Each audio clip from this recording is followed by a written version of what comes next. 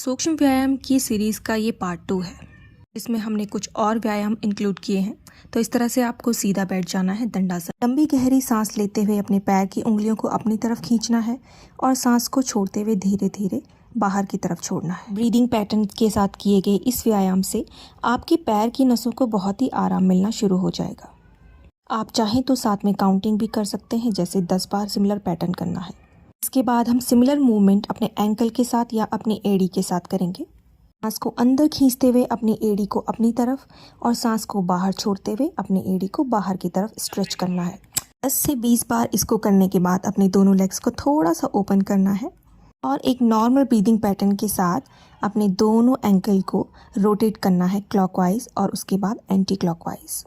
आप चाहें तो एक ही डायरेक्शन में मूव कर सकते हैं या फिर ऑपोजिट डायरेक्शन में भी मूव कर सकते हैं।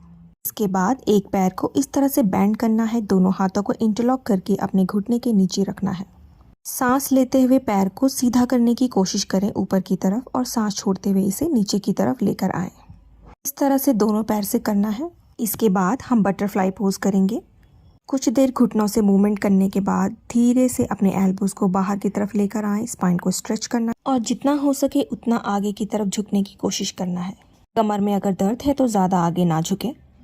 इसके बाद हम वज्रासन की पोस्चर में बैठेंगे। इस तरह से अपने पैरों को सीधा प्लेस करना है। कई लोग ये गलती करते हैं कि वो अपने पैर की उंगलियों को इस तरह से मोड़कर नीचे रख लेते हैं। अपने दोनों हाथों को अपने घुटनों पर रखना है और सांस लंबी खींचते हुए अपनी चेस्ट को और नेक को पीछे की तरफ मोड़ना है।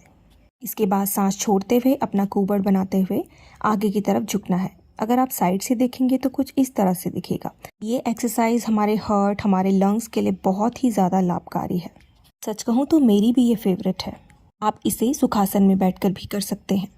इसके बाद इसी पोस्चर में बैठते हुए हमें अपने अपर बॉडी को क्लॉकवाइज और एंटी क्लॉकवाइज घुमाना है। सांस खींचते हुए अपने चेस्ट रीजन को आगे की तरफ और सांस छोड़ते हुए अपने चेस्ट रीजन को पीछे की तरफ मोड़ना है। ये एक डांस फॉर्म की तरह भी लग सकता है, लेकिन इससे आपकी स्पाइन में काफ़ी ज़्यादा रिलैक्सेशन होता है। ऊपर से देखने पर ऐसा लगता है कि हम अपनी स्पाइन को गोल गोल घुमा रहे हैं और ये वैसा ही है। सूक्ष्म व्यायाम की ये छोटी सी सीरीज़ हम यहीं पर ख़त्म कर रहे हैं। सब्सक्राइब करना ना भूलें।